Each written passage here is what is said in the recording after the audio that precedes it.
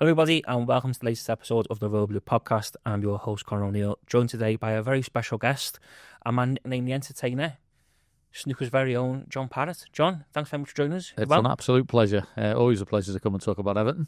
Obviously, that is why you're here today, to talk about Everton. So to kick things off, why Everton, and was there always going to be Everton? My father, basically, he went and it was a group of his mates went to Anfield many years ago, and a team of Blue came out to play and looked like they had a few injuries and thought they were going to get hammered. And apparently on that afternoon, Everton played unbelievable, won 4-0, and he said, "Right, fellas, I'm going across the road."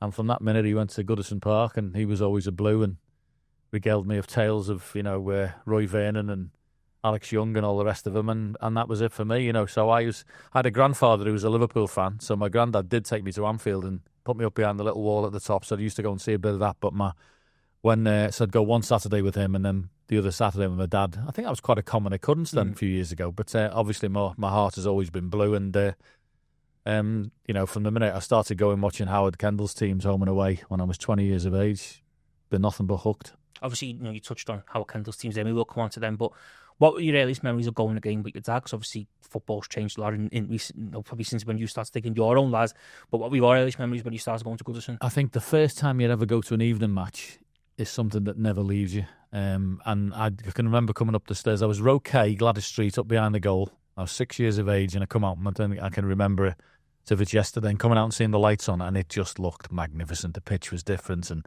everything was just wonderful. And then so obviously a few of the seasons later, I was going, when I could, I started playing snooker as well. But when we had a season ticket then, we'd go to all. But the evening games were always special when you were a kid. I can remember seeing George Best play there, and seeing West Ham teams and Palace and everyone turn up and just be enamoured by the whole evening game thing that kicked it off, really. And obviously, what was it like growing up? Was your mates all Liverpool fans, Everton fans? Was it a mix, or was Oh, there always is, isn't there? And it's ribbon that carries on for 50 years. I mean, I've been a supporter of Everton since I was 6, so 55 years later, I'm still getting ribbed by Liverpool fans, which is all great and part of the banter. And the old school, it's always friendly banter. It's never leaked into anything else, which it shouldn't do. It's banter and it's football. It shouldn't be anything else other than that. And obviously, you just touched on Howard Kendall's teams there. Is that what really kind of got you hooked, like watching them teams in the 80s, watching win league titles, FA Cups? Well, I had an attachment as well because I knew them quite well. I'm still pals with Sharpie because he used to come into snooker every day with Kevin Richardson, and they'd come in and they'd be on the next snooker table to me. On the other side, Ronnie O'Sullivan had come in with somebody from Liverpool as well. So every day after training, I'd be on table 3 in the Golden Leisure down in London Road, and the Everton boys and Liverpool boys would come in and play. And so I've known Sharpie for a long, long time, and I got to know the players and still know all of them from that era. And it's that was special times. That was a team who could play football, and that was a team who could have a ruck. So if you wanted to be dirty and have a go at them, they could stand up for themselves. And if you wanted to see good football and slick stuff, they could play that as well. It was a team going home and away you could be proud of, because you always knew you were getting a shift. And even if it didn't work out and they had the odd result that was bad, you knew it wasn't through a lack of effort. And obviously, is it different when you kind of know the players? Obviously, as an Everton fan, you always want your team to win. But is it different when you have that connection as the players? You want them to win that little bit more because, you're going to see them and you socialise and that sort of thing? 100%. And especially when you know how nice a lad Sharpie is anyway. Do you know what I mean? He's a cracker. It was terrible. The demise of him near the club was, totally unfair in my opinion. He just sort of got harangued into all of that when he was there as a bridge between the fans and the board and got caught up in something that was nothing of his fault. He wasn't involved in the run of the club. It was just unfortunate the way it worked out. And there's a lot of youngsters there who don't know what he's done for the Everton Football Club. So it was a bit of a, to be honest with you, a bitter taste for him and for me really seeing it. But it's good to see him the other week before when Goodison closed come back and actually go to the ground, because he didn't deserve the treatment he got. That's for sure. But it is. I mean, and I say I know all the players. I know Kevin Richardson well and Kevin Ratcliffe, Reedy. I knew all the players there. So and Howard took me in one day. He got fed up. Andy Gray and Graham Sharp were beating everyone at pool. So Howard came in one day and he got me all dressed up, and I was in my black Dickie Bowen shirt, and he said, "I've got a new partner today." And I walked in there upstairs, into Belfield with my queuing case and said, "Right then, who's the best player in here?" Andy Gray was just, the place was, you can't believe the atmosphere. Howard's teams were built on being, really good players, but also having wonderful camaraderie, and the place was bouncing. Honestly, Andy was infectious. Everyone thought they were going to win, which is half the battle. And honestly, I can't tell you the atmosphere that was in there when you went in. And it was something that Howard engendered. He had a great team spirit there. And obviously, what's that like? Because obviously, someone who got to the very top of the profession, obviously the world of snooker, to get the call from Howard to say, "Can you come in?" And do you have more nerves almost going into Belfield because you're surrounded by people who your heroes and the team you support? And... I know it wasn't so much that as the fact I thought I better win. I thought if Sharpie and Andy Sharpie went, "Oh, here we go," because he'd seen me playing every day, and I was starting to get good then, sort of thing. So it was great, but that was the thing that stuck with me.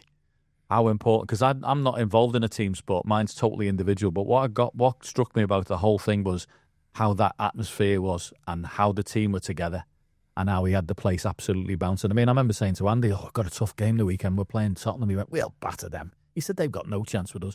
And everyone around them was, you could see they were all like agreeing with them. Do you know what I mean? There's just, and out they went and, they beat them.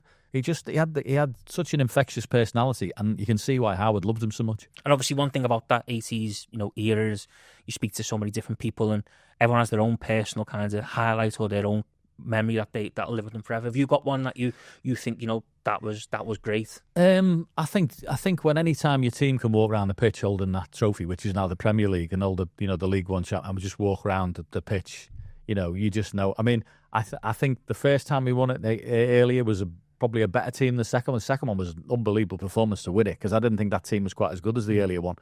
But to be perfectly honest with you, just to see your team walking around there knowing it, but it's all the away game. I mean, Andy Gray at Leicester, heading the post and then realising at the halfway line he's got whitewash all over his head and he's nearly knocked himself out. That's how much he wanted to score and went for the club. But his header at Notts County, like 6 inches off the floor with his nose putting the run.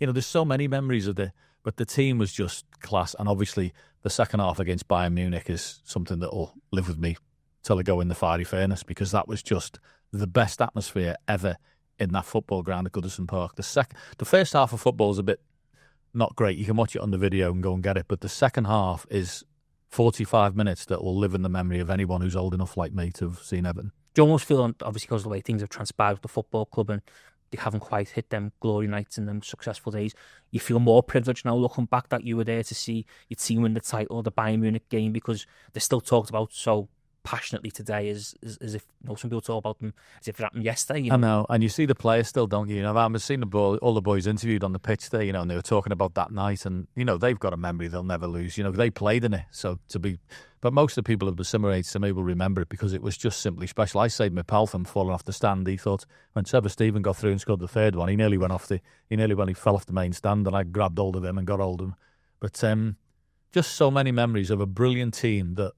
I remember someone QPR picking a fight, and there was like 20 of them in the corner all having a ruck, but that's what you want your team to be. You don't want them to be lily-livered. You want them to stand up to people. So they could do that, and then they could play some good football, and they had silky skills with Sheedy and Stephen, and the midfield with Bracewell and Reed and Richardson, dynamism everywhere. And, they just were a really good team. And they had the best keeper. I'm sorry, Jordan, but the best keeper Everton's going to have in goal, the Cat. I mean, there's people now. Paddy Groves still talks about the goal he scored past Neville Southall, the 25-yarder in the cup tie, because he said it's the best goal he ever scored to get it past Neville. Because the man was just an unbelievable keeper. And obviously Howard himself, and probably someone and got to know very, very well over the years, it's probably kind of underrated what he achieved, isn't it? No, it's not looked back on as in the world of football like it should be for what he achieved in them years. No, and the thing is now, it makes me laugh. I mean, we've got all new phrases, like pressing and transition. Howard Kendall's teams hunted in packs. I mean, you want to talk about people pressing the ball. We were doing that in the 80s. It was no difference. As soon as we lost it, we were quick to get it back. And they ran the socks off and closed people down. And as I say, football's not changed that much. It's just got different expressions for it. But we were pressing in the 80s before anybody even was doing it. And obviously, what was it like for you? Obviously, at that time, so that's when your snooker career starts to take off. Was it hard to keep an eye on things that were going on in Everton? Because obviously, football now, it's wall-to-wall coverage. You can watch most games. But back then, coverage was very thin on the ground, wasn't it? There was a spell where football wasn't on live, wasn't even on television. No, that's why I went a lot. As I say, it was great. So what I used to do is I stepped my practice up Monday to Friday. I used to do 7 hours instead of 5. And step it up and really work hard for those. And Saturday was, if it was a game I could go, obviously if it's Southampton away, I'm not going down there, it's just too much of a long journey. But lots of the games in Midlands and anywhere else I was going, and then do a little bit of practice Saturday. So I always felt guilty if I took a day off from practicing, because my idea was to try and, be as good as I could get. But on a Saturday, I'd make an exception for Everton. And obviously, the late 90s, your passion for Everton, still going for, and then obviously someone enters your life in the name of Duncan Ferguson. Yeah. And obviously, you have now got a brother-in-law who is idolised still to this day by everyone who's connected to the football club. Yeah, my first vision of him was Gary Ablett, God rest his soul, was one of my best pals, and sadly taken too early. And Gary said to me, quick, we'd won the semi-final at Lowland Road, and I couldn't go, I was working somewhere, and I got to see it with, Amakachi scoring the 2 goals. And he said, right, there's a party back in the Villa Italia, he said, back in town, he said, I've got you in, come down. He said, he said, we're doing a pasta, the lads are going to have and they had an absolute proper party. It was absolutely brilliant. And my first sight of seeing Duncan standing on the table with a carafe of wine in one hand, a baseball cap the wrong way round, and singing up and down on top of this table. And I went, who the hell is that?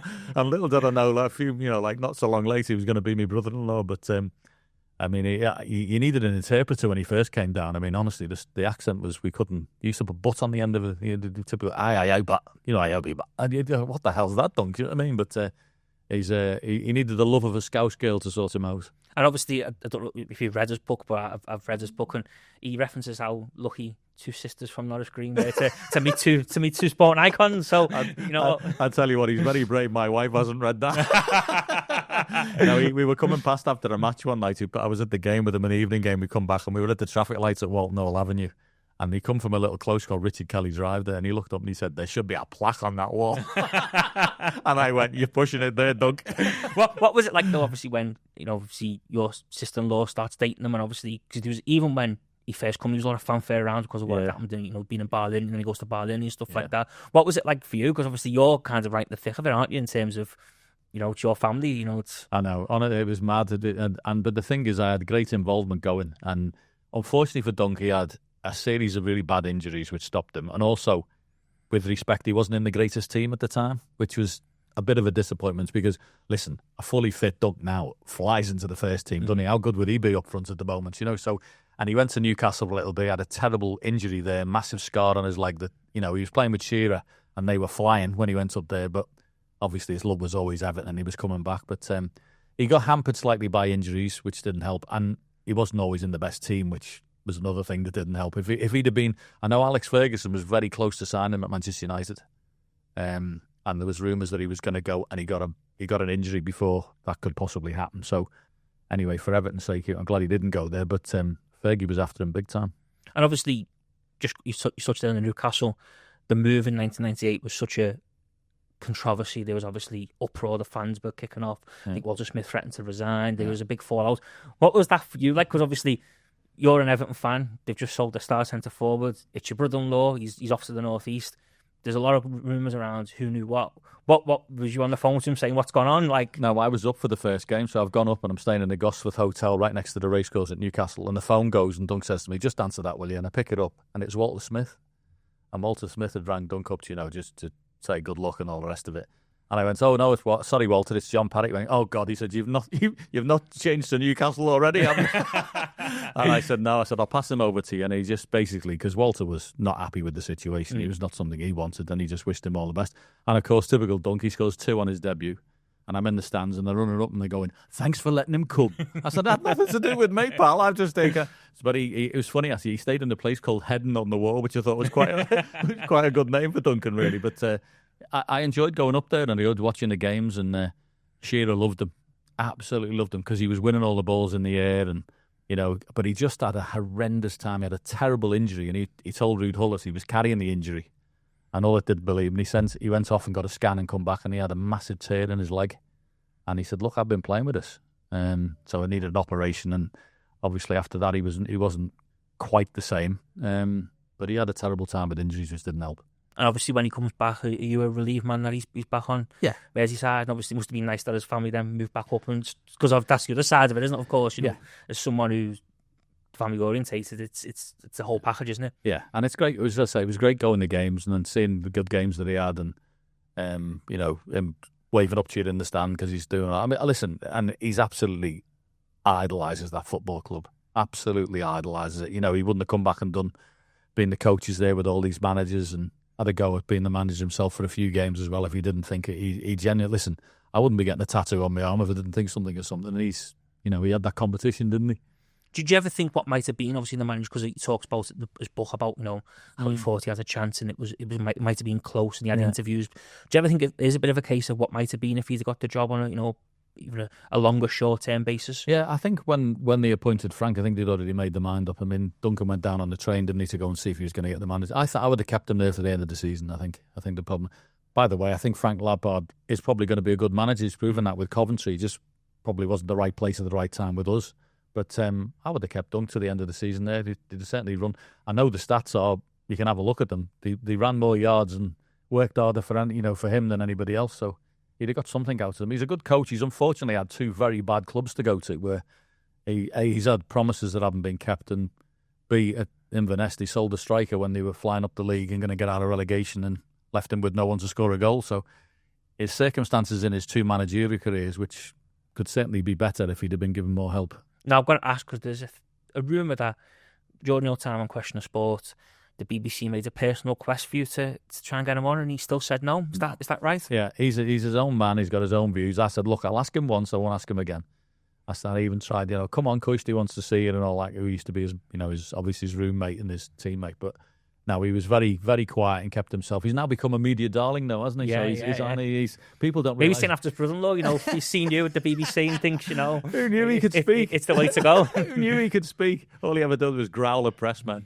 But no, he's doing it and he's enjoying it and he's coming over well, I think. Is that like welcome really for you a little bit? Because obviously, I think in the last sort of 2 years he has changed that kind of mindset and the belief of him, because obviously he's been so open and honest. And the one thing you can say is everything he's done, he's been open and honest, and he's nothing's off limits. No, you are kind of seeing the real Duncan Ferguson, because I think for a long time people didn't really see them. They just thought he was an angry, bitter old man, and but you are now seeing him appreciate from what he is. Listen, he wouldn't be the first footballer to cross the white line and then turn into something else. I can remember very early when he was courting Janine, his wife now, and I was down the snooker club playing, and the night before he'd tortured Liverpool in the derby. It's one where they'd won 2-0, and he'd been second half. And Neil Ruddock did the best tackle in the world, by the way. He tackled Duncan in our half and kicked him in the other half. And Duncan got up and looked like the Hulk, and Neil Ruddock went white.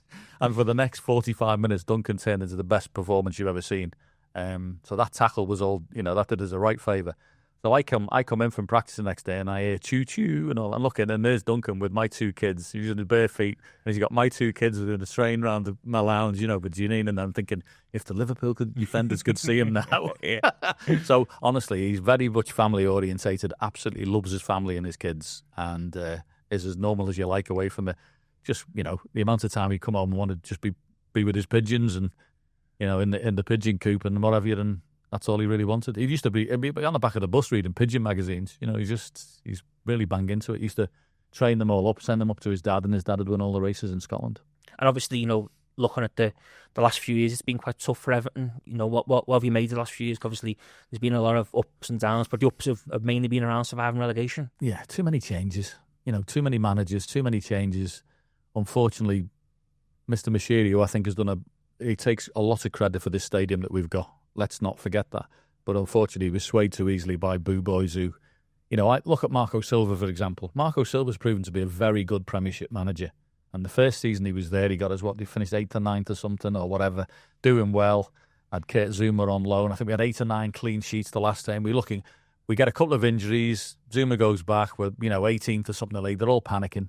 No need to panic. Marco Silva would have got us out of trouble there. We'd have been fine. But unfortunately, they get rid of him and then they get someone else and someone else. And it always seems to be a cycle of, as soon as there's a few bad results, let's get rid. And it costs us a fortune, by the way. I mean, paying managers off wasn't great. It was a shame, in my view, that Roberto was a little bit stubborn with certain things, because I think he was 7/8 a brilliant manager. I think that first year he was there with Lukaku and Gareth Barry, I think that's probably the best football I'd seen at Everton since Howard Kendall. I thought the first season he played, took us 2 or 3 games to get the system and the way it was played. And I thought, Jags and Distan at the back were, obviously Seamus and, probably the best left back we've ever had, Leighton Baines, was a really good team. And unfortunately, you just got a little bit stubborn when it comes to set pieces. And the minute he got rid of Distan and put Alcaraz in, I think the team lost a bit of respect for him, to be honest with you. Because that team, the first season, was really, really good. I was going home and away with my son, and we played some great stuff. Do you think that's because, obviously, it's quite interesting to say that, because you speak to a lot of Everton fans now and they see that as like the turning point of where things started to go wrong was when that second season under Martinez kicks in, and then I think the year after it was like European football, and he was prioritising Thursdays and not. I think that's where the kind of downfall starts. It's almost like he got a bit too clever for his own good. As I say, I think he's brilliant. I love his philosophy for playing. I want to see the ball on the floor and passed, and say Gareth Bale. I mean, Stephen Naismith had an unbelievable renaissance there, didn't he? He played great with a hat-trick against Chelsea, and he was having a great time. I thought that team was really good. I remember we played West Ham in the Cup away and had 10 men and absolutely passed them off the pitch with 10 men. Ended up losing the penalty shootout. 10-9. Robles was the penalty, didn't he? But I mean, we played some great stuff, and I thought, and the best game I've seen, I can remember, is beating Arsenal 3-0 at home. I thought that was one of the best performances I've ever seen for my team. I came out of that ground that day absolutely proud of what I watched, and I thought, that's how you play football. That was absolutely superb. But unfortunately, there's not. He just wasn't practical enough. If you concede from every single cross that comes in and every single corner, you need to do something about it.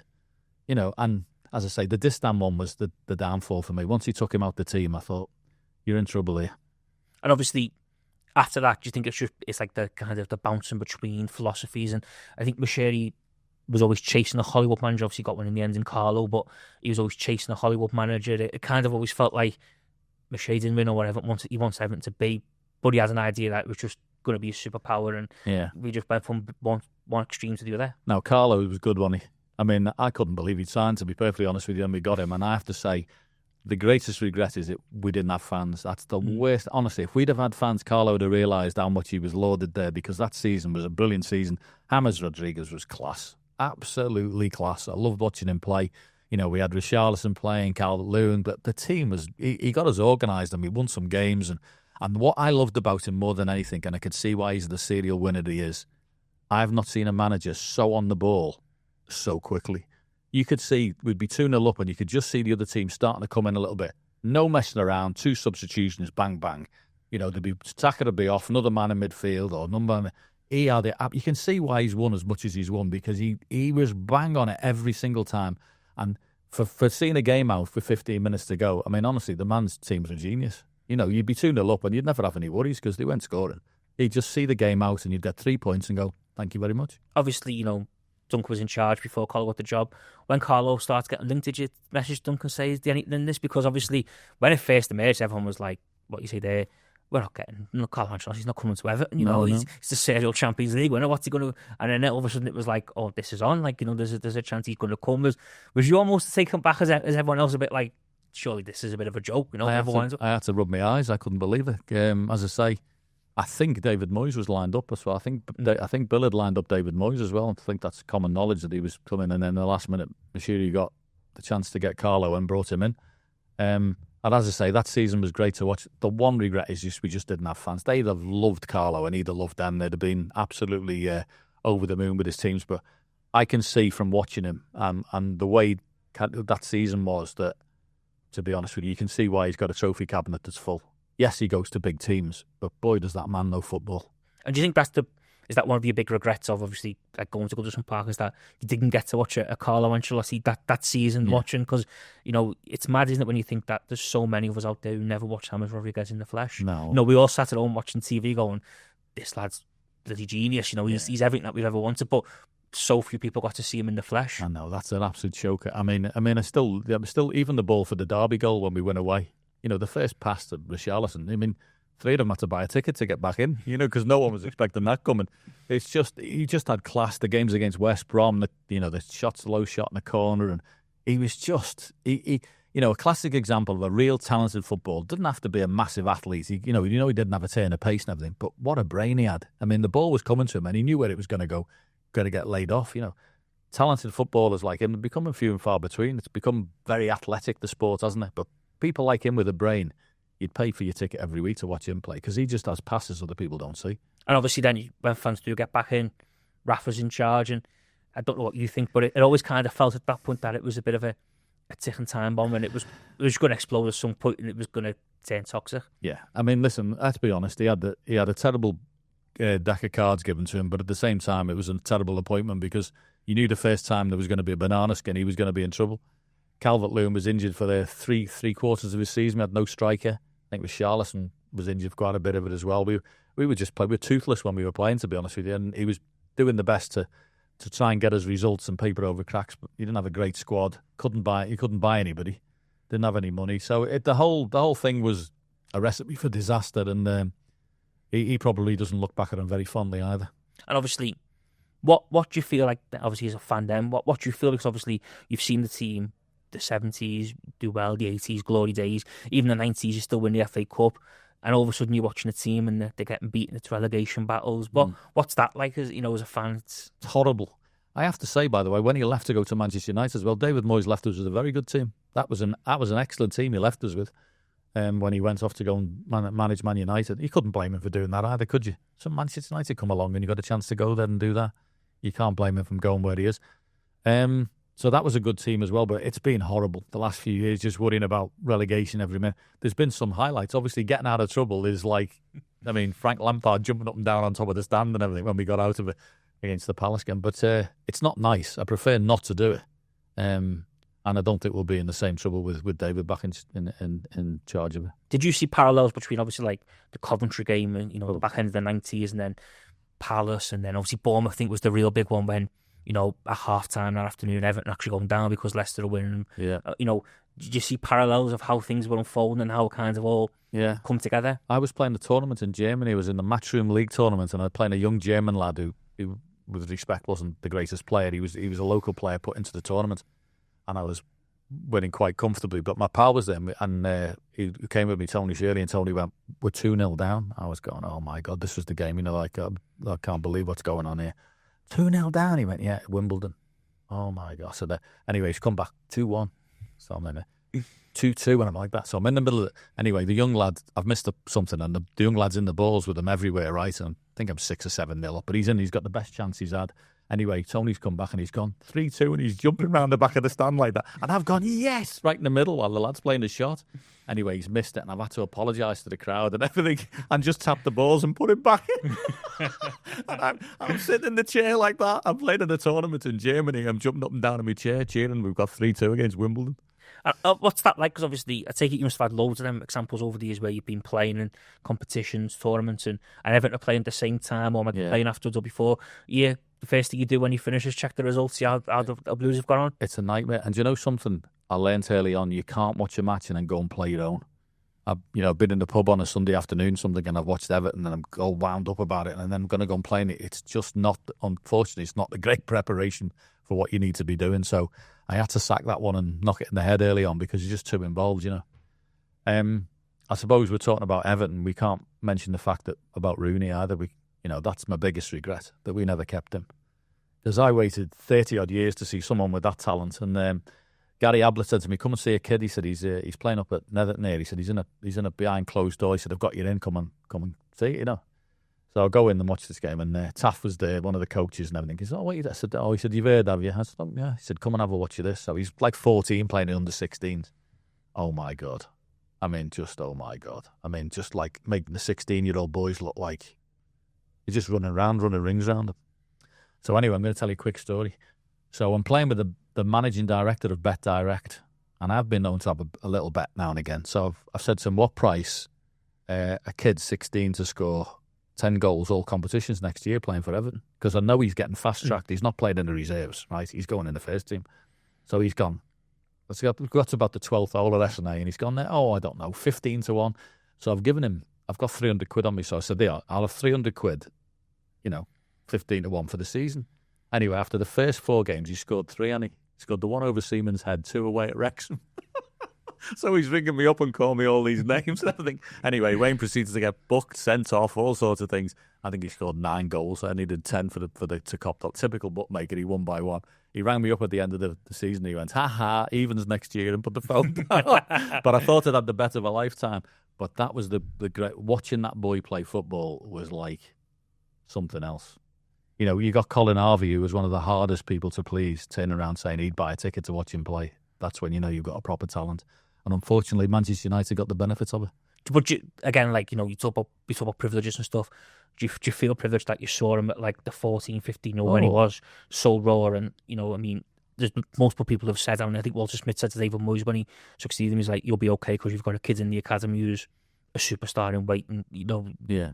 This kid is special. Yeah. To see him that young and that raw, and where he is, like, Yeah. just taking the ball past men, like it's nothing. He just made the game look ridiculously easy. I mean, that's a great one. Kevin Campbell was on the bus that time, didn't he? Saw him in a tracksuit, thought he was one of the ball boys, didn't he? And he came and he said he brought him on. I thought, who the hell's this? He said, and he come on the pitch. He said he was the best player. He said, I went, oh my goodness me. He said he's going to be in the first team, no trouble. But he's just an exceptional talent, exceptional. And you know, I remember meeting his dad in the garage years and years ago, and he was only tiny, and he said, you'll be hearing about him. And I've heard all this before, you know, from people. Oh, my son plays in the academy. I said, oh, right. He said, so what's his name? He said, Rooney. He said, I'll keep an eye on him.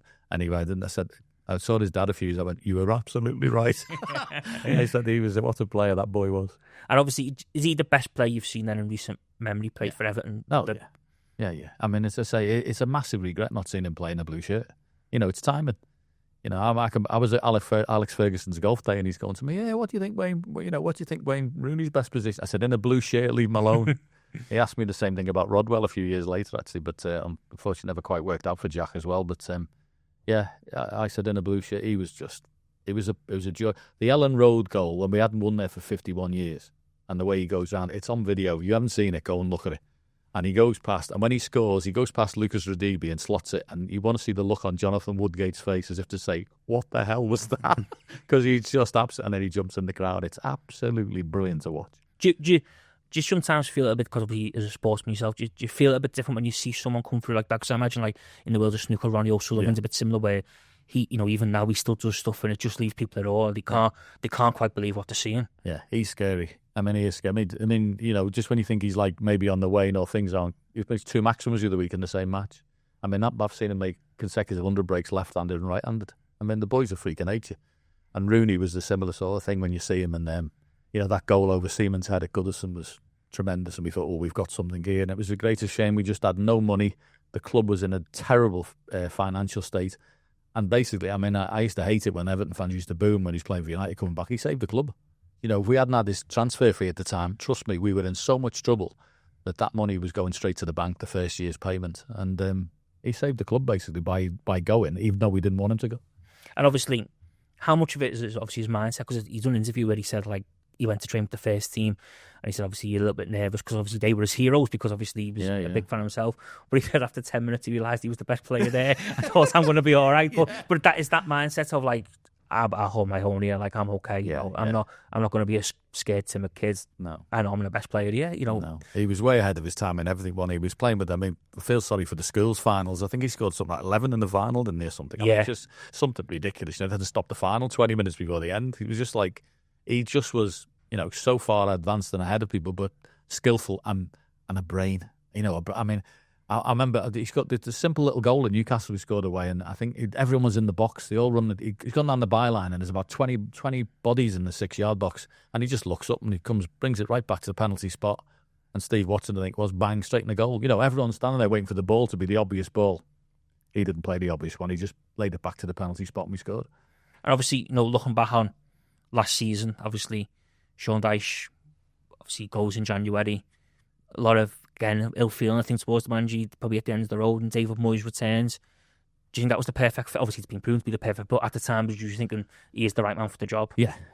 He knows the club inside out. He's not going to be looking around wondering how it works and how it happens. He's going to go. He's experienced. Listen, if you've done 700 Premier League games, you know what you're doing. Ask West Ham if they think it was a good decision getting rid of him now at the moment. Now, you know you're in a very safe pair of hands. You know what you're going to get.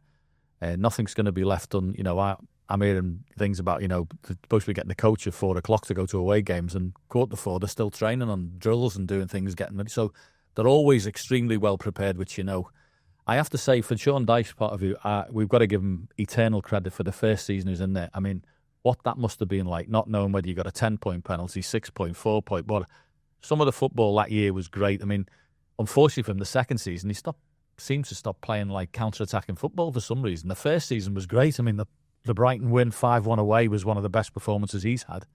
And, you know, wins away at Brentford and West Ham, but we were soaking her up and playing good on the counter. But to get us out of trouble that year with everything that was going on, we need to applaud him for it. Unfortunately, it went sour the second season, and it was the right thing to do. And obviously, what did you make of last year when Moyes coming? Because obviously, I think everyone after this first game back in charge against Villa was a little bit fearful, thinking we're in trouble and maybe, you know, Moyes going to have to work cut out. But he very quickly just eased the fears, and Everton were comfortably safe by March. Yeah, and I think, without being too harsh on Sean, I think the players were just relieved to just play a bit more football in the opposition half. I think, you can't eliminate and die what a player that boy is. He's a proper player. You can't keep saying to him, it's defensive. We started playing more football in the opposition's half, and we were well organised, which you'd expect with David's teams. Everyone's just got a boost from it. I think they were in need of a change at the time. And of course, we've only had the one transfer window with him, so it's not going to get all sorted out in one go. But I feel very confident that we'll get it sorted. Obviously, you just touched on him there, Ilman and Dine.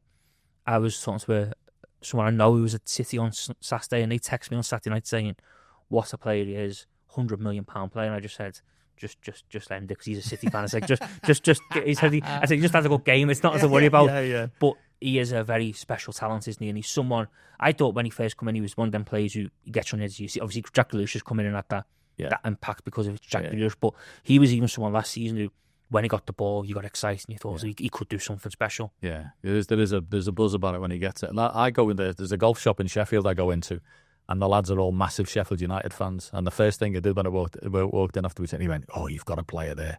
He said, "How he ever played at Sheffield United, we'll never know." He said, "He's miles too good for us." He said, "Trust me," he said, "he's a proper player." He said, "You'll get used to." And anyway, I go back this year and go in there, and he went, "Told you." And I went, "You're absolutely right." I mean, he's got great feet, and he can go past people, and in front of goal, he's got composure, and he's a proper player. Obviously, another player who's been instrumental, I think, in Everton's recent history. He's just signed a new contract.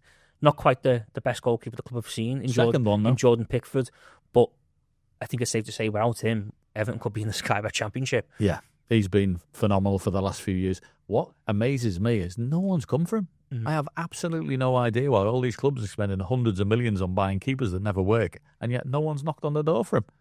England goalkeeper, guaranteed to be England goalkeeper, makes very few mistakes, brilliant shot stopper, and yet none of the big boys seem to have come for him. I still don't know why that's not happened, because he's been exceptional for us. Just a bit of a stigma around Pickford, because it seems like it's a bit like people don't perhaps rate him the same way Everton fans rate him, but he doesn't really get the recognition he deserves, because I think a lot of Everton fans would agree that without him, there's a very good chance they'd have been relegated in recent years. Yeah. But he doesn't really get that national record, and it seems like every time he goes away with England, it goes on about who's going to challenge Jordan Pickford, and it's like, I think there's bigger issues to worry about than whether Jordan Pickford should be in goal or not. Yeah, I don't understand it. As I say, we know it because we see it every week and everything, but when you're probably right on one hand, the clangers he's made. There's not that many of them, is there? And then something beats him, it's usually a good shot or something, but he's just extremely reliable. He loves his job. You can see the way he goes about. He's passionate about the club. I'm quite glad they haven't come for him. We'll just tick along with Jordan in goal, thanks. And obviously another Englishman who's doing very well for the Blues, Jarrad Branthwaite. Yeah. Is he someone who, you look back and think he's someone who we can build a team around for? Obviously, he signed a new contract. Someone we can build a team around for years to come, because he's another one who has just gone on leaps and bounds. Yeah, I saw him the other day in form. He was under the kiosk there getting his breakfast and a cup of coffee. And anyway, he's gone in and had the operation, and he's been in and had the hamstring operation, which can only be a good thing, because it just seems like it's lingering, and every time he comes back he breaks down again. So hopefully that does the job and he's back playing. I have to say, praise to the scouts who found him, by the way. 1 million from Carlisle. I certainly hope he was rewarded by the club, because anyone who does that should definitely get a bonus for that one, because he's every bit a £75 million player now. So well done to that scout. And obviously, is he someone who you look and think you want to see in a blue shirt for years to come? We've got to try and keep these players, because for so long, like John Stones comes in from Barnsley for a couple of £1 million, but there's always that thing of, they're going to go eventually. But is it the time now to maybe try and keep these lads and get the best out of them? I'd like to think so. And I'm also going to give praise to Michael Keane, by the way, who, one of my pals is going, Michael. I said, listen, Michael Keane's a good pro. He's not going to let anybody down when he comes in, and he's done a really good job. So let's give him praise for it. Him and Tarky have been really good this season, so well done to him. But I agree with you. If we can get him in there, he looks like he's a proper one, doesn't he? And he sees the game great. He's quick. I think he complements Tarkowski when they play together. I think the two of them together are really good, and the defensive record proves that anyway. But I do think we need a right back. I think Jake's done really well, but it's not his natural position. I'm sure that's on the agenda to get one of them sorted out. And unfortunately, at the moment, we need a striker. What have you made of this season? Because obviously, there's been some good results, perhaps some bad results, but it's been probably above par. Yeah, I think we've been a little bit lucky as well, if I'm being honest. I think Brighton missed a couple of sitters in the game, and Palace should have been 3-0 up, let's be honest. You know, Mateta hadn't had his bootlaces tied together, we'd have been 2 or 3 down. So we've ridden our luck a little bit. I was at the Leeds game where we were incredibly poor. That was the worst I've seen us play. The first 45 minutes as bad as I've seen since David was back. I don't know what happened that night. But other than that, it's okay. Sort of what you'd expect. I would think we'd finish, I said the season, if we finish anywhere 12 and above, we've had a good season to be in. From where we've been fighting relegation for a few years, that will be progress. But I'm sure the manager would like to finish higher than that. But I do think we do need to get a striker. Obviously, just on the striking point, I know you done an interview last year where you said they should have sold Calvert. You believe they should have sold Calvert-Lewin last summer because of, you said, he's going to leave on a free. As things transpired, do you feel vindicated now because of the way things evolved? Yeah, it was only common sense, really, wasn't it? I actually gutted to see him playing Leeds, and I know you can't rely on him because of his injury record, but he's better than what we've got. That's the thing and if he stays fit and plays every game for Leeds, I'll go mental, because we couldn't rely on him. He was like, I think it's 400 days he's missed of playing in the last 4 seasons, which is a hell of a chunk to take out of someone's playing. But when he played, I know David Moyes liked him. I just think he's better than what we've got. It's a shame he's there. I don't look at him playing in a Leeds shirt and think he should be there, because I think Everton will finish above Leeds. But maybe that wasn't the issue. I don't know. I don't know personal things with him, but he's certainly better than what we've got. It's a growing frustration, isn't it, with Everton supporters, that it feels like for so long, since Lukaku left, essentially, we've been talking about the need for a centre-forward. It just feels like it's the one issue that never goes away, no matter who they bring in, whether it be Beto, Barry. Yeah. It's just not quite the right fit. I'm going to give the scouts a bit of stick, to be honest with you. I think they need to be better. I know when Duncan was there, he told them like mad not to buy Cheng toast. They went ahead and did it. I think Moyes, Keane, Umar Niasse, Tierno, Barry, Beto, none of them are good enough, not technically. And I know Tierno Barry's turned into a project, apparently, but he wasn't bought as a project. He was bought to be the number 1 striker, and Beto was supposed to be coming off the bench, in my view. It's not turned out to be that way. So I don't know him. I don't see him in training every day, but he's got a long way to go to improve to get in that team. Is that your big worry when you watch Everton? Is the centre forward, the lack of goals? And 100%. And I think it'll get frustrating for Jack and for Illiman and Dye and for Dewsbury Hall, who's been very good, by the way.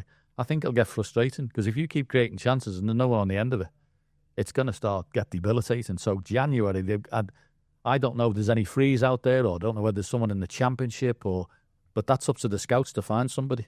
They've got to get somebody who, look at the lad who played the other night for Brentford up front, Ego. He absolutely tore one to West Ham. And where did he come from? Do you know what I mean? There's got to be players out there. He's exactly what I thought Tierno Barry or Beto were going to be like. He played great the other night when I watched him, and I thought, you do for me, I'd have you in my team. Somebody like that who's physically strong but has got better control. Because there's no doubt about it, the two things, the thing they're struggling with more is technical ability. Do you think the issue with the striker is you talked about there, the constant change and the constant managers, the director of footballs? It's just become one big mess, essentially, and players are being brought in for one manager, then he goes. Yeah. It's funny because it's opinions, isn't it? Like Kevin Thelwell's he's gone to Rangers now and he's nailed his colours to the mast with Chimiti, who for me was never getting in the first team at Everton. And he's gone up to Rangers and he's going to have to find some improvement from somewhere, even played in the Scottish League, because I never saw it. I never thought he was going to be good enough to play in the Premier League. This is the problem, is it's not just buying the player, it's the physical demands on the Premier League. This league is tough, and Tierno Barry's 6'3" or whatever he is, but he's knocked off the ball every 5 minutes. He's just, even when it comes to him, it's not sticking. So you've got to have someone who's up to the physical demands. I go back to the lad at Brentford the other night who was absolutely bouncing off people, and can control the ball and look like he was going to finish. Somebody like him has got to be an improvement on what we've got. Do you take heart, though, from obviously some of the Everton's recruitment? This one, obviously, Jack Grealish is a very good player, but Dewsbury Hall's done very well since he's come in. And do you take heart as well from the fact of what Moyes done in his first spell in terms of recruitment, like Tim Cahill, Stephen Pienaar, Mikel? The list is endless, isn't it? Of the gems that he got. And even, the one I always laugh about, because obviously when he brought him in when he went to West Ham, instead of coming back to Everton the first time, is Jarrad Bowen, where, he was someone at home doing quite well in the Championship. If Moyes gets the job, it's the type of signing Moyes loves, isn't it? And look what Bowen's gone on to do and achieve. Well, apparently, and it's not supposed to be a pot, what about the scout we sent up there to look at Robertson, Maguire and Bowen and come back and said no to all three of them? Who was he? Does he need his P45? Yeah. Goodness me. But it is a matter of opinion with scouts, isn't it? What some people see in others. Tony Henry, for example, got John Stones. There's a scout I want to have on my books. I mean, we bought him for 2 and sold him for 50. I don't want a scout who pays 70 million and we sell him for 20. I want it the other way around. I want somebody who knows what they're looking at. So there are gems out there, and there are people to find. And generally, David Moyes has been good. I mean, you know, they always say, he takes his time on it, but he's generally got it right. And, you know, Everton were in a position where we had 5 million wiggle room when he was there first time. So we had to get it right. You know, selling Lescott and buying this Dan was a genius move. Mm-hmm. So your Tim Cahill's was incredible. Your Jaggy Elkers, you know, Bainesy. All people he got in. So there's absolutely no doubt he will find the right players, but the scouts have got to do a better job as well. Just on, obviously, you touched on Leighton Baines there, obviously he still lives in the city, you know, was another one who's loved. Do you take a little bit of heart from fans? I think this is something that Everton fans really get behind in the sense of when they see their own involved, they think it means a little, like, obviously Duncan is a prime example. When people used to see him on the touchline, they got that little bit of, you know, oomph. Do you think that's a big thing? Like, you know, obviously Baines is now alongside Moyes. That when you see their own on there, do you think, well, at least we know they're going to care and they're going to know what it feels like to be Everton players? Yeah, it's one of the things that I regret, really. We don't have enough local lads getting in, do we? We don't seem to produce players from Liverpool. I mean, you know, Steven Gerrard playing at Liverpool or Jamie Carragher playing there. You know, Everton, I'd love to see a couple of local boys get through and really be good enough. I think, by the way, the one that's on loan's got a chance. I think Alison Armstrong looks a good player, and you know, another 12 months in the Championship, as David Moyes has put him there, I think we're going to have a good play. He's got a pass in him, that boy. He knows what he's doing, got a brain, so he's going to come on. But yeah, it does make a difference. I just wish we could get 1 or 2 of them through. You know, like your McManamans and your Fowlers, who seem to all go the other side. But I'd love to see a couple of blue boys come through. Obviously, the start of this season as well was the start of a new era for the football club with the move to Hill Dickinson Stadium. Just obviously before we go on to the new ground, Goodison Park. Sad to see it go. Yeah, I mean, special atmosphere. When you've been going somewhere for 55 years and, you know all the games and things. I was going there with my father, who's no longer with us, so it's, you know, we used to sit up in the stand and I started going there. Yeah, there's very special memories, even good and bad. I mean, I was there in the Coventry game where they were throwing seats on the pitch, 13,000 at home. 2 lads, but there was 4 lads by me, 2 of them were the back to the game playing cards. That's how bad it got, yeah. You know, in that era. And I was also at the game where the Kevin Brock back pass came in and Adrian Heath nicked in and got us a draw, and from then we turned into a mighty team in Europe. So, you know, but Goodison's got its part in all of that, and you know, I don't miss the restricted views, but the old lady could rock when it was rocking. But anyway, at least it's not been demolished; it's still there. Do you obviously, well, obviously for yourself, because obviously you said about going in the Glasgow Street with your dad when you was a kid and stuff, and I suspect you probably worked your way over like the main stand, the ballroom, maybe towards. Well, I got the odd thing, towards, and obviously with Dunk and stuff like that. Yeah. You saw all sides of it, and you know, and it's at its best and its worst. Yeah, but it's still nothing like it is. There's nothing like getting off the bus or the train, is there, and walking up the road and seeing all your fans going there together, and even the horses there, the police horses ran, and the smell of the chip shop, and you know, the turnstiles, and just made you feel like it was Goodison Park, didn't it? But it always had a special atmosphere, but see, we're starting to look a little bit tired. And obviously, the new grounds, what have you made of that? Not been in it yet. Have you not for you? No, I've had a busy time of it. Couldn't get to the early ones. I was in a couple of family commitments, and then I was coming back from holiday in Greece when we played the Palace game, so I've missed that one. So I've not actually been in yet. People tell me what unbelievable atmosphere it is. We've been on television quite a bit because we've got a new ground as well, which is the odd one. I've said, I'll just watch on the box. So like Sunday's another one with Spurs. We're on the TV on Sunday, so I'll have a watch of that. But I will get round to it. Do you know anyone who's been? Have you had any feedback? Yeah, pals. Yeah, I've got pals who are local to me. Have all got season tickets. All absolutely love it. Said 1 or 2 little teething things. Nothing serious, you know. He said, no place to put me pints. You know, don't if I need the toilet, I'm in trouble. You know, all these usual things, which I'm sure the fans' forums will get sorted out. But the actual ground and the pitch in the stadium looks magnificent. And obviously, it was a move, wasn't it, that Everton had to make? I think, you know, it's 4 times the match day revenue it generates and stuff like that. And I know in this world there's a lot of gripes towards modern day football and commercialisation of football, but if Everton want to compete, they've got to get with the rest. Absolutely, they have to. I've been in the boxes at Goodison. There was about 10 or 15 boxes there or something. So you just, you know, your revenue can't be what it should be. And it is important that your team, you know, picks up that money and you can reinvest in the squad. And if you want to see better players and want your team to move up the league, that's what you have to do. Listen, the current rules with PSR making it nearly impossible for teams to better themselves at the moment. I mean, you consider the situation in Newcastle where they've got a bottomless pit of money and they can't spend it anywhere. To me, it's nuts. I have no idea why they want to do it. If you want to see the best players playing in your league and pay for your Sky package, why can't you see them? Do you know what I mean? I don't like, if you've got the money and capabilities of making sure you're not in debt, I think it should be done on debt, not on what your turnover is. If you can afford, not to be over a figure in debt, say 100 million in debt, you can go and spend what you like, but it doesn't seem to be the rules they want to do. So I don't know why they're doing it, because it just seems to be, the top six are going to stay the top six, it looks like. Obviously, we're going to put you on the spot. Goodison Park, what's the best 1 to 11, Everton 1 to 11 that you watched? Oh, Neville Southall's in goal. Right back's a tricky one, actually, but to be honest with you, for 60 grand and for his absolute love of the club and his ability to be like a clockwork mouse up and down the right, I'm giving it to Seamus. Left back is undoubtedly Leighton Baines. Even though we got Kenny Sampson years ago, Everton fans, we got him near the end when he was finished, so he was a great player, but Leighton Baines, absolutely. Centre halves, going to upset people here. Jags is definitely in there. I have to give it to him. I put Jags in. I thought he was a true Evertonian and a great player. Ooh, I might give it to Ratter's left side. I might put Ratcliffe in there with Jags. Now, it's getting harder now. It's getting harder. Kanchelskis is on the right wing. Only had him for one season. What a player that was. If I could have him back, I'd have him in a heartbeat. Left side, Kevin Sheedy probably. Centre mid's getting hard. Loved Gareth Barry. Absolutely loved. I thought he was a proper footballer. It wasn't until you had him in your team that you really appreciated it. Gonna need grit. If I don't put Reedy in, he'll kill me. And obviously, listen, this is the worst part. If I'm going to go up front as well, something, I've got to have a goal scorer in there. I'm going to go with Rom. And Dunk's going to hate me, but Rom was a goal machine, wasn't he? Absolute goal machine for us. And I loved him when he had the dreadlocks and he looked like he looked evil, and I think I probably have to see him as a goal scorer. But there's loads.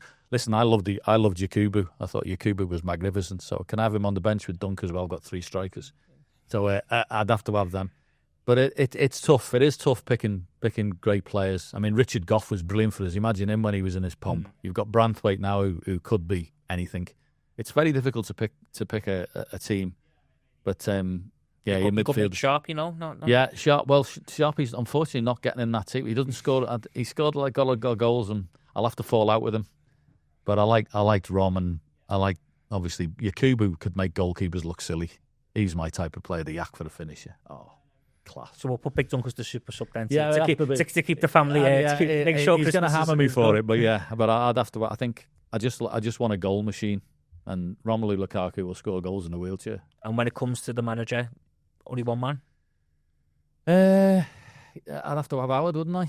Because his record is unsurpassed. And I can't get away from that team spirit and camaraderie of going into the club and knowing what. He's very funny as well. He loved a laugh, Howard. I used to spend quite a bit of time when Duncan moved up to Formby. We had a little bar in the house, and we'd get Howard would come round in his Hawaiian shirt and get the cigar out and start talking football. And he absolutely loved stories and telling them. It's great company, absolutely brilliant company. And and he used to start giving me a bit of stick, and then I used to start telling him the players he'd signed, and he used to go mad. I say to him, "Listen here, you signed such and such," and he'd go, "Oh, hey, that's a bit unfair." He said, "You've got too good a memory." Well, obviously back then, football and snooker kind of went hand in hand, didn't it? Because obviously a lot of the footballers were into snooker in the 80s because in the 90s because the social side of it, the fact that a lot of them had a lot of downtime in the afternoon. Yeah. There was a lot. I know Keane Hall now was a big snooker fan, but there's probably not as many footballers coming through. Maybe it's because the amount of people who come into the country to play football. It's not the same level of crossover as probably what it was back then. No, there's not as many snooker clubs and things for people to play now. I know lads. Sadly, on a really bad note, I spoke to Diego Jota a couple of years ago. He came to the Crucible to watch the snooker. Terrible, terrible tragedy for that boy. And they had no snooker tables in Portugal, but he loved the game. He came one night with a pal of his and had a good chat with him up in the lounge there. He loved the snooker, but very, very sad for him and his family what happened. But no, there's not many clubs for people to play. Gary Lineker was an exceptional player. He was a 100 break man, and Andy Townsend's had 127 break, which is very impressive. I met Andy in the players' lounge after the Middlesbrough game and said, "Have you beat that 127 yet?" And he went, "How do you know that?" I said, "I read it in a Striker magazine or something." I said your ice break was 127. So there's quite a few of them who play it, yeah. And obviously, on the snooker, the UK Championship, fast approaching, November 29th to December 7th. You're going to be on Pundit Duty for the BBC? Yes, they can't get rid of me. I'll be talking nonsense as usual with Steve and Hazel, and the rest of the team and looking forward to it. It's incredibly competitive. Ronnie's playing in this one. He lives in Dubai now, Ronnie, so he's full-time over there. So there's only so many days a year I think he can play. So I think the Masters is going by the wayside. He won't be in the Masters, but he's playing in the UK. And obviously he'll want to come and make the most of that. But listen, so many players playing well. Mark Williams at 50 years of age, winning ranking events is just incredible. And you still got your John Higginses and your Robertsons and Trumps and Selbys, and Murphy's been playing unbelievable this year. So it's a wide open field. Mark Allen would probably hate me for not mentioning him as well. So anyone could win it. Obviously, it's a trophy you won back in 1991. Is that probably the best year of your snooker career, 91, when you won both? Undeniably. That was where everything, where all the ducks were in a row. My life was in a good place. Married and very happily married, and life was great and practicing well, and just came to all the peak. I had all the experience, got beaten in, had all the battle scars that I needed and experience. And that year I was pretty good that year from start to finish. It seems like a million lights. I mean, I try and play now and it's just embarrassing. I mean, I played the other week. I did manage to make a 100 break, but honestly, the cue ball was all over the place. But when I was good that year, I was really good. All here in town and all honed in the bottom of London Road in the old Trocadero cinema. Just how hard is playing snooker? Because obviously you touched on it earlier about, it's you're by yourself. Team sports. If you make a mistake, your teammate might be able to bail you and stuff like that. But if you have a bad shot and you sit back down, you could be sat back down for a while if the other player pounces. You need to be sane. I think looking back on the things is one of the things I'm proudest of, is not, completely losing your marbles doing it. Because, you play matches and you'd have a game with somebody and you could have 3 or 4 centuries in your match, lose 5-4, and the table next door don't make a 50 break, but one of them's going to be still in the tournament. And that's one of the hardest things. But, you'll be driving home at 2 o'clock in the morning on a dark road coming home from Wales somewhere or something, and you got beaten. And to be able to, and you've practiced well and you've put all your preparation in, it's just you've got to lick your wounds and go again. So it's one of the things really I think you can be proud of looking back, is that you didn't, crack up about it all. And obviously just on UK, Jude Trump won last year's final against Barry Hawkins 10-8. They're notoriously tight finals, aren't they? If you're going to watch, obviously watch competitions, but it's a notoriously tough competition to win in terms of it's always quite close to score lines. No one tends to run away with it. Yeah, I'm a little bit poacher turned gamekeeper here, because I preferred it when it was the longer format, when it was first to 9 for all the matches, because I thought it was a proper true test. But it turned out to be the right decision, because if you go to a best of 11, you're seeing the results at every match you get, because obviously first to 6 you'll see a result, whereas with the other one it could always be 2 sessions. So I get what they've done it, but it's still regarded as the second biggest event on the circuit. Certainly the second biggest open event on the circuit. Some of Stephen won the Masters that many times. He thinks the Masters is important, but he's not having that one. But because everyone can play in the UK. But no, it was the second biggest event. It's the first one my father took me to as a young boy to watch. I was 13 years of age, and he took me up and sat there. And 14 years later, he was sat in the same chair, and I was lifting the cup, which was an unbelievable feeling to have at the time. But it was in Preston Guildhall, and it's now in York in the Barbican Centre, which is a wonderful venue. And if anyone likes the snooker, they should go there, because there's plenty of seats and really good theatre to watch snooker in. And obviously, you're very privileged that you'll be there for the BBC and punditry watching live. Just what's it like to watch Ronnie O'Sullivan in full flow? Because, we're touching it, he's a genius, but he is like the generational talent of snooker, isn't he? And there'll probably never be another player like him. No, there won't. There's been players who've come along with great reputations and they've been good and everything, but he can hit the cue ball, and his cue ball control is the difference from him and nearly everybody else. When it's on, it's absolutely pinpoint. I mean, it's scary. He practices hard, by the way. He plays like a Trojan practice, so he's, it's not just about natural talent. And as I mentioned earlier, I've just seen him make consecutive 100 breaks left and right. And probably of the best sort of 10 performances I've ever seen, 3 or 4 would probably be from him. Some of them are just ridiculous. He beat John Higgins one year in the Masters final, 3-2 behind, and won the next 8 frames, and every frame had a break over 80. Higgins was there with a white towel on the end of his cue. He was like number 2 in the world and just didn't get a shot for the entire match from 3-2. So when he goes into the zone and he's in one, you just sit and watch. And obviously, one final one before we finish.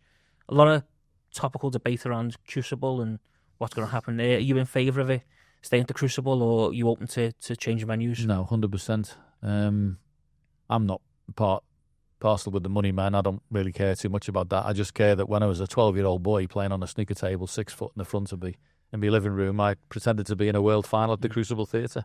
And it's like footballers wanting to go and play at Wembley and golfers to go and play at Augusta. There's no better venue. It's tight. It's intimate. You can hear people on the front row breathing. There's a camera up your backside when you're playing. Sounds like Goodison Park. Honestly, there's a dividing wall. Yeah, it's honestly everything you think, oh, this is not going to work. And the two tables just about fit in. And there's an atmosphere. Because it's a circular venue, it always seems to work. There's an atmosphere there like nowhere else. And the first time I went in, I was 14. And I went, well, I want to play in here. It was just crackling atmosphere. And it's the best venue to play snooker. John, it's been an absolute pleasure. Thank you very much for joining us on the Roble podcast. Cheers. That flew by, didn't it? That's all for today's show. Thank you very much for tuning in. We'll be back on Friday to preview Everton's game against Tottenham. But for today, thank you very much for watching the Roble podcast.